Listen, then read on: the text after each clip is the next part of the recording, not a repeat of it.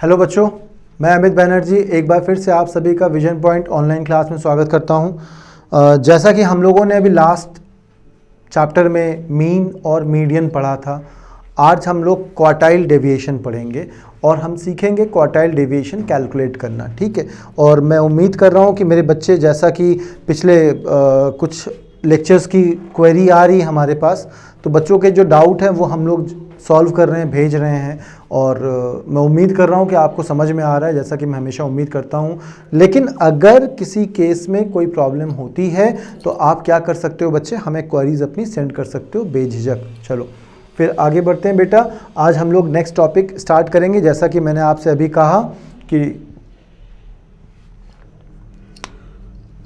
Quartile calculate करना। ठीक है, तो क्वार्टाइल कैलकुलेट करना, calculation of quartile. Calculation of quartile में क्या होगा बच्चे, कैलकुलेशन ऑफ क्वार्टाइल क्या, पहले ये समझ लो। The calculation of quartile is done exactly in the same manner as it is in case of calculation of median. कोई डिफरेंस खास नहीं होता, सिर्फ कुछ एक कैलकुलेशन के अलावा। बाकी अगर आपको मीडियन समझ में आ चुका है तो क्वार्टाइल में भी खास परेशानी नहीं होगी। फिलहाल इसमें जब आप इंडिविजुअल सीरीज या डिस्क्रीट सीरीज की बात करते हो तो उसका फॉर्मूला क्या होता है, n+1/4th item of the series. और जब आप कॉन्टिन्यूअस सीरीज में बात करते हो तो जैसा कि आपने देखा होगा n+1/2। ठीक है, और क्वार्टाइल क्या हो गया, मीडियन यानी कि आपने 2 रेंज में चेंज किया, और क्वार्टाइल यानी कि आपने 4 उसके पार्ट किए। क्वार्टाइल का मतलब क्या किया, आपने उसके 4 पार्ट किए। तो हुआ क्या, आपने n+1/4 इंडिविजुअल और डिस्क्रीट सीरीज में, और n/4 किस सीरीज में, आपका कॉन्टिन्यूअस सीरीज में। फिर फॉर्मूले में उसको पुट करते हैं। कैसे पुट करेंगे, सेम कहानी, वही क्यूमुलेटिव फ्रीक्वेंसी कैलकुलेट करेंगे, सब वैसा ही रहेगा। L1 क्या हो गया, lower limit of quartile class. n/4 आपने कैलकुलेट किया। CF क्या हो गया, cumulative frequency of preceding quartile, यानी जो जिस रेंज में आएगा उससे ऊपर एक कहानी, वो क्यूमुलेटिव फ्रीक्वेंसी हो जाएगा। I क्या है, क्लास इंटरवल का डिफरेंस। F क्या है, फ्रीक्वेंसी। तो समझ में मेरी कहानी आपको आ चुकी होगी। चलो ठीक है, आगे बढ़ते हैं। एक क्वेश्चन देखो, और मुझे ज़्यादा समय नहीं लगेगा आज के टॉपिक को आपको समझाने में, क्योंकि मीडियन में आप सारी चीज़ें समझ चुके हो, यानी कैसे क्यूमुलेटिव फ्रीक्वेंसी कैलकुलेट करेंगे, क्या करेंगे, सब चीज़ आप जानते हो। मुझे थोड़ा सा अपडेट करना है आपको बस, उसके अलावा बाकी सब आप समझ लोगे। फिलहाल पहला क्या है, find out Q1 Q3 of the following. Q1 and Q3 कैसे निकालेंगे फिर समझना। एक दिया है रेंज आपका जिसमें n 1 2 3 4 5 6, यहां पे n क्या है, 11 है। यहां पे n क्या है, 8 है। चलो आगे बढ़ते हैं। देखो, पहला वेरिएबल क्या करेंगे, वही असेंडिंग डिसेंडिंग में सेट किया। तो मैंने 4 5 6 7 8 9 10 11 नहीं है, 10 12 13 15 20, और n क्या है बच्चे, यहाँ पे n है 11, समझना। अब क्या करेंगे, Q1 देखो, Q1 क्या होता है, n+1/4। Q3 क्या होता है, n+1/4 को 3 से मल्टीप्लाई कर देते हैं। ठीक है, बाकी कहानी सेम है। तो यहाँ पे n कितना है, 11, तो Q1 कैसे निकलेगा, n+1/4। तो n 11 + 1/4 यानी 12/4, यानी क्या हो गया, third item, size of third item. Third item कितना है, 1 2 3, तो थर्ड आइटम की वैल्यू कितनी है, 6। तो 6 क्या हो गया मेरा, 6 यहाँ Q1 हो गया। 6 क्या हो गया, Q1 हो गया। Q3 कैसे, मैंने कहा कि n+1/4 को 3 से मल्टीप्लाई कर देंगे, तो क्या हो जाएगा, साइज ऑफ 9th आइटम। क्या हो जाएगा, size of 9th item. 9th item मतलब 1 2 3 4 5 6 7 8 9, यानी 13। तो यहाँ पे Q3 क्या हो गया, 13 हो गया। मेरी बात समझ में आ रही है। Q1 n+1/4, Q3 3n+1/4, यानी जो आपका n+1/4 ऊपर आपने लगाया उसी को 3 से मल्टीप्लाई कर दो, ज्यादा परेशान होने की जरूरत नहीं है। तो मेरा 3 आया था, 3 को मैंने 3 से मल्टीप्लाई किया तो 9th आइटम की वैल्यू कितनी आई, 13 आई। तो यहां पे Q1 क्या हो गया, 6 हो गया, और Q3 क्या हो गया, 13 हो गया। ठीक है, तो आपने Q1 और Q3 कैलकुलेट कर लिया। ठीक, अब नेक्स्ट आओ। नेक्स्ट सीरीज आपको मिल रही है। इस सीरीज में क्या करना है मेरे बच्चों, अब इस सीरीज में आपके पास n कितने हैं, नंबर ऑफ आइटम 8 है, 100, 400, 500, 600, 700, 800, 1000 एंड 1200। आपने उसको भी वही असेंडिंग या डिसेंडिंग ऑर्डर में सेट कर लिया, ठीक है। तो मैंने असेंडिंग ऑर्डर में यहाँ पे सेट किया हुआ है। फिर Q1 कैलकुलेट करेंगे। तो Q1 कैलकुलेट करने के लिए क्या, मेरी बात समझना, यहाँ पे एक चीज मैं आपको नई सिखाऊंगा। क्या नया सिखाऊंगा? अभी जैसे आपका 4.5 आता था, तो आप फोर्थ आइटम और फिफ्थ आइटम लेकर के मीडियन में क्या होता था, अगर आपका 4.5 आइटम आया तो आपको मैंने बोला बेटा फोर्थ और फिफ्थ आइटम लेकर के ऐड कर दो, अपॉन 2 कर दो। पर यहां पे वो काम नहीं लगता, यहां पे थोड़ा चेंज है कॉन्सेप्ट। कैसे चेंज है? n कितना है? 8 है। 8 प्लस 1/4 कितना आया? 2.25 आइटम। कितना आया? 2.25 आइटम। अब भाई कैसे लगाएंगे? सबसे पहली कहानी, इसको चेंज कर लो। तो पहला क्या हुआ? Second item. पहला क्या हुआ? Second item. यानी यहां पे 2.25 है तो सेकेंड आइटम, 3.25 होता थर्ड आइटम, 4.25 होता फोर्थ आइटम, 7.5 आइटम होता तो सेवेंथ आइटम। ठीक है, तो यहां पे क्या है? Second item. तो size of second item plus 0.25 plus 0.25, यानी यहां पे हमने 2 प्लस 0.25 इसको दोनों को अलग कर लिया। तो size of second item plus 0.25, अगर ये 4.75 होता तो size of fourth item plus 0.75। ठीक है, तो पॉइंट के बाद 2 है, उसको आपने पॉइंट में रख दिया प्लस करके, प्लस 25। अब ये सेकेंड और थर्ड आइटम के बीच में है ना, जैसे 4.75 होता तो क्या होता? फोर्थ आइटम प्लस 0.75, और ये फोर्थ और फिफ्थ के बीच में होता तो difference between fifth and fourth, यानी जो बड़ा है उससे छोटे को माइनस कर दिया। यहां पे क्या है? सेकेंड और थर्ड आइटम के बीच में 2.25, 2 और 3 के बीच में होगा, तो third item minus second item, तो third item minus second item. तो क्या हो गया? देखो, size of second item 400, size of second item क्या हो गया? 400 हो गया। फिर 0.25, मैंने कहा पॉइंट के बाद जो है वो आप लिख दोगे, तो 0.25 आपने लिख दिया। ठीक है, फिर क्या मैंने कहा? चूंकि 2.25 है तो थर्ड और सेकेंड आइटम के बीच में होगा, इसलिए क्या करेंगे हम? Third item minus second item. क्या करेंगे? Third item minus second item. तो third item minus second item, third item कितना है? 500 और सेकेंड आइटम कितना है? 400। तो 400 सेकेंड आइटम की value plus 0.25 plus 500 minus 400, solve कर दो, कितना आ गया आंसर? 425 आंसर आ गया। क्या आया आंसर? 425, यानी Q1 425 हो गया। अब Q3 निकालेंगे, उससे पहले फिर से एक बात समझ लो।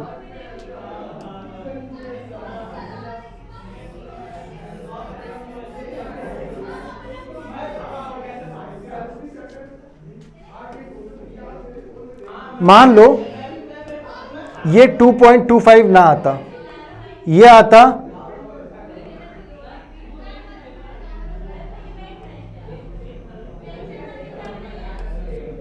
ये आता 5.75। क्या आता? ये आता 5.75। कैसे कैलकुलेट करते हैं? कैलकुलेट करने के लिए अब क्या हो जाता? Size of fifth item. सबसे पहले क्या लिखते हैं? साइज ऑफ फिफ्थ आइटम, यानी 1 2 3 4 5। साइज ऑफ फिफ्थ आइटम कितना हो गया? 700। तो 700 प्लस मैंने क्या कहा? पॉइंट के बाद जो है, तो पॉइंट के बाद कितना था? 0.75 था। ब्रैकेट ओपन करो। अब ये फिफ्थ और सिक्स्थ आइटम के बीच में होगा, तो मैंने कहा जो बड़ा होगा उससे छोटे को माइनस कर देना। जैसे फिफ्थ और 5.75 किसके बीच में है? फिफ्थ आइटम और सिक्स्थ आइटम के बीच में। जैसे 2.25 किसके बीच में था? सेकंड आइटम और थर्ड आइटम के बीच में। तो थर्ड माइनस सेकंड किया गया। यहां पे क्या करेंगे? सिक्स्थ माइनस फिफ्थ करेंगे।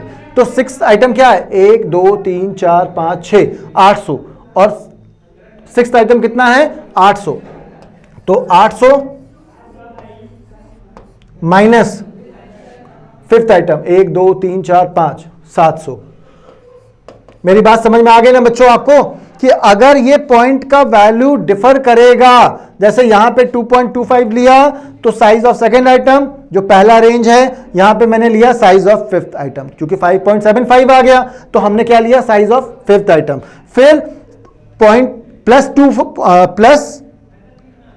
0.25, क्योंकि यहां पे 0.25 आया था, यहां पे 0.75 आया, तो मैंने क्या किया? प्लस 7.75।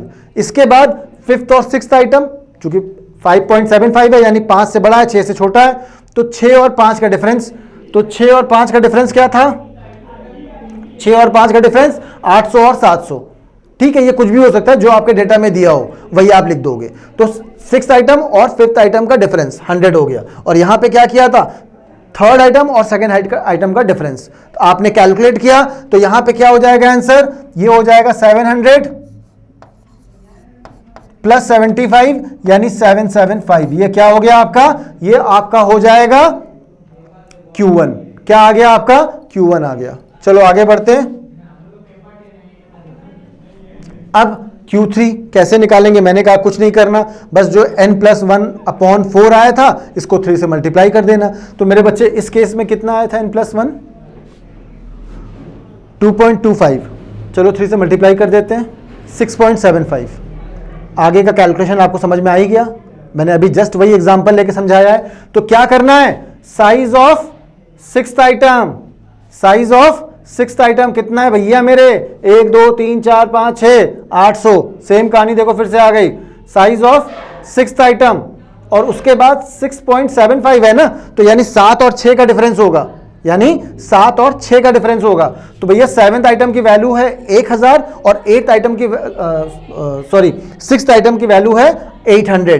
ठीक है, और ब्रैकेट के बाहर क्या है? 0.75। क्यों है? क्योंकि यहां पे आपको 0.75 मिल रहा है। तो 6th आइटम की वैल्यू 800 प्लस 0.75 मल्टीप्लाई करेंगे 7th आइटम और 6th आइटम के वैल्यू के डिफरेंस से। तो 7th आइटम का डिफरेंस, 7th आइटम की वैल्यू 1000 और 6th आइटम की वैल्यू 800। ये कितना हो गया? 200 इंटू 0.75, 150। ठीक है, फिर उसके बाद 800 से इसको 150 को ऐड किया तो Q3 आ गया 950। मुझे उम्मीद है आपको ये टॉपिक समझ में आ गया होगा, ठीक ना? यानी अगर पॉइंट में आपको मिलेगा तो क्या करना है, और सीधा सीधा डिजिट मिल गया तो क्या करना है। ठीक, निकालना क्या है? Q1 और Q3। फॉर्मूला क्या है? n+1/4 Q1 का, और Q3 का n+1/4 इंटू 3, और फिर उसकी वैल्यू को पुट कर देंगे। सीधी वैल्यू आ गई, कोई दिक्कत नहीं। पॉइंट में आएगा तो क्या करेंगे? जैसे 4.7 आया तो पहले 4th आइटम की वैल्यू प्लस 0.75, फिर 5th और 4th आइटम का डिफरेंस को मल्टीप्लाई कर देंगे पॉइंट के फिगर से, उसके बाद कैलकुलेट करके आंसर ले आएंगे। कहानी खत्म। ठीक है, चलो। मुझे लग रहा है मैं कुछ ज्यादा जल्दी समझा दिया क्या आपको? बिल्कुल नहीं, मेरे बच्चे बड़े होनहार हैं और मीडियन समझ चुके हैं, इसलिए इसमें ज्यादा समय नहीं लगना चाहिए। चलो आगे बढ़ते हैं। कॉन्टिन्यूअस सीरीज, ठीक है, सेम कहानी फिर से वही क्यूमुलेटिव फ्रीक्वेंसी कैलकुलेट करेंगे। असेंडिंग डिसेंडिंग में करने की जरूरत नहीं है। n+1/4 होता था, यहां पे n+4 को भूल जाएंगे, n/4 ले आएंगे। जैसे मीडियन में n+1/2 होता था डिस्क्रीट सीरीज में और इंडिविजुअल सीरीज में, लेकिन कॉन्टिन्यूअस सीरीज में भूल जाते थे और n/2 कर देते थे। सेम कहानी यहां पे करेंगे। भैया मेरे को पहले रेंज दे दो, मेरे को पहले क्वेश्चन दे दो, सॉल्व हम खुद कर लेंगे। कैसे सॉल्व करेंगे? हम पहले लिखेंगे रेंज, फिर लिखेंगे फ्रीक्वेंसी, फिर निकालेंगे क्यूमुलेटिव फ्रीक्वेंसी, n/4 करेंगे, फाइंड करेंगे किस रेंज में आएगा, उसके बाद फॉर्मूले में पुट कर देंगे, क्वेश्चन मेरा सॉल्व, कहानी मेरी खत्म। यही करना है ना, और तो कुछ नहीं। चलो बच्चों फिर आगे बढ़ते हैं। मार्क्स मिल गया 0 to 10, 10 30, 30 50, 50 80, 80 90 और 90 100। फिर नंबर ऑफ स्टूडेंट मिल गया, फिर फ्रीक्वेंसी मिल गई। बच्चों देखो मेरे को एक बात और समझ लो, ये फ्रीक्वेंसी क्या हमारे काम की है?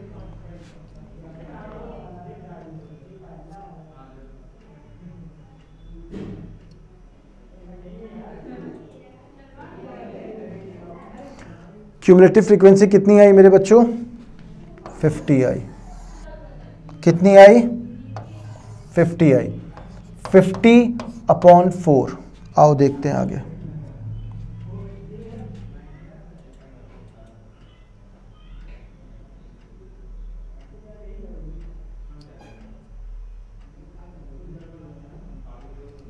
देखो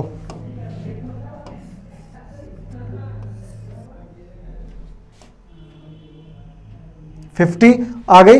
50 के बाद क्या करेंगे? हमारा फ्रीक्वेंसी आ गया और 50/2 किया आपने, तो क्या होगा? थोड़ा सा कंफ्यूजन है, इसको समझ लेना। क्या किया यहाँ पे हमने? 50/2 किया, तो 50/2 n/2, तो n/2 माइनस CF L1F। अब इसको कैसे आया, n/2 किया तो 25 किस रेंज में आएगा बच्चे, 4 में आएगा नहीं, 16 में आएगा नहीं, 36 में आएगा, हाँ, तो ये क्या हो गया मेरा 36 की रेंज में आ गया। अब 36 के बाद क्या दिया हुआ है, इसका लोअर लिमिट क्या है 30 है, लोअर लिमिट क्या है 30 है, L1 क्या हो गया 30, तो L1 क्या हो गया 30, n/2 क्या हो गया 25, CF क्या होता है प्रीसीडिंग क्लास, तो CF क्या है प्रीसीडिंग क्लास यानी कि 16, ये क्या हो गया आपका CF हो गया। फिर CF के बाद क्या हो गया आपका I क्या है, इनका रेंज का डिफरेंस यानी I कितना हो गया 20 हो गया।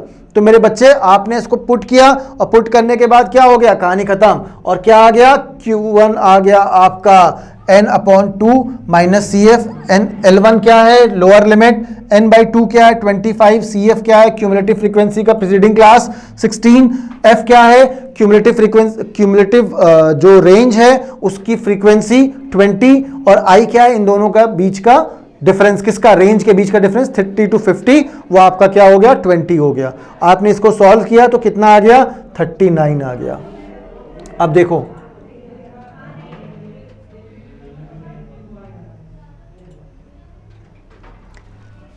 ये 39 क्या है, ये 39 मेरा मीडियन है, क्या है मीडियन, यानी मैंने यहां पे क्या कैलकुलेट किया, मीडियन कैलकुलेट किया, यही छोटा सा कंफ्यूजन हो गया था। मैं आपको पहला चीज क्या बताया, ये सॉल्व जो पहला किया आपने ये मीडियन किया, मीडियन के बाद क्या करेंगे, अब हम लोग सॉल्व करेंगे आपका Q1, तो मीडियन जैसे सॉल्व करते थे वैसे ही करते हैं, इसमें कुछ नया बताने की जरूरत नहीं, लेकिन चलो ठीक है आ गया। नेक्स्ट कहानी क्या है, मेरी टीम को लगा होगा कि बच्चों को पहले मीडियन पढ़ा देते हैं फिर उसके बाद आगे की चीज पढ़ाएंगे, तो पहले मीडियन पढ़ा दिया, आपको मीडियन समझ में आ गया। अब हम लोग आते हैं किसमें Q1 में, तो Q1 में फिर से क्या होगा बेटा, वही कहानी जो मैंने आपसे कही थी कि n/4 क्या करेंगे n/4, तो n/4 कितना आया 12.5 आया, कितना आया 12.5 आया। अब क्यूमुलेटिव क्लास क्या होगा, ये 12.5 भाई मेरे कहां आएगा, क्या 4 के अंदर आएगा, नहीं आएगा। देखो मैं इसको 2 मिनट के लिए हटा देता हूं क्योंकि मीडियन हमने लगा लिया। मीडियन और Q1 में क्या डिफरेंस है बच्चे, जब मीडियन करते हो तो n/2 करोगे, बाकी कहानी आपकी सेम है, और जब Q1 करेंगे तो n/4 करेंगे, n/4 किया तो 12 पॉइंट समथिंग आया था ना, हाँ 12.5 आया था। अब 12.5 किस रेंज में आएगा, क्या 4 में आएगा, नहीं, क्या 16 में आएगा, हाँ, तो 16 में अगर आया तो ये क्या हो गया मेरा 12.5, यानी ये इस रेंज में आएगा। तो L1 क्या हो गया भैया मेरे, L1 हो गया 10, I क्या हो गया, I हो गया 20, यानी इन दोनों के बीच का डिफरेंस। F क्या हो गया, F हो गया 12, और CF क्या हो गया, CF हो गया 4। मेरी बात समझ में आ गई। L1 लोअर लिमिट, सबसे पहले n/4 किया, जब आपने n/4 किया तो 12.5 आया, किस रेंज में आया 16 में आया, 16 का frequency class 12, lower limit 10, I 20, CF यानी क्यूमुलेटिव फ्रीक्वेंसी क्या हो गई आपकी 4 हो गई। ठीक, चलो आगे बढ़ते हैं, सॉल्व करते हैं इसको। L1 10, n/4 अभी आपने निकाला, क्यूमुलेटिव फ्रीक्वेंसी 4, F 12 और 20, जब सॉल्व किया तो कितना आया 24.16, कितना आया 24.16, ये क्या हो गया Q1 हो गया, ये क्या हो गया आपका Q1 हो गया। और यही अगर आप Q3 कैलकुलेट करोगे तो हम लोग नेक्स्ट लेक्चर में उसका कैलकुलेशन समझेंगे। फिलहाल जो आज हमने पढ़ा वो क्या पढ़ा, पहली चीज क्वार्टाइल डेविएशन पढ़ी, और मैंने आपसे कहा था क्वार्टाइल डेविएशन सेम लगेगा जैसे मीडियन लगता था, तो Q1 Q3 आपने इंडिविजुअल सीरीज में और डिस्क्रीट सीरीज में समझ लिया, उसके बाद कॉन्टिन्यूअस सीरीज में आपने Q1 निकालना समझ लिया। ठीक है, अब नेक्स्ट क्लास में हम लोग इसके आगे की चीज कंटिन्यू करेंगे। आज हमने जहां तक समझाया हमें उम्मीद है कि आपको समझ में आ गया होगा, और इन केस कोई अगर डाउट होता है तो आपको पता है कि जो हमारा नंबर है उस नंबर में क्या करना है, अपनी क्वेरीज सेंड करना है। नेक्स्ट लेक्चर में फिर मिलते हैं, तब तक पढ़ते रहना। Thank you.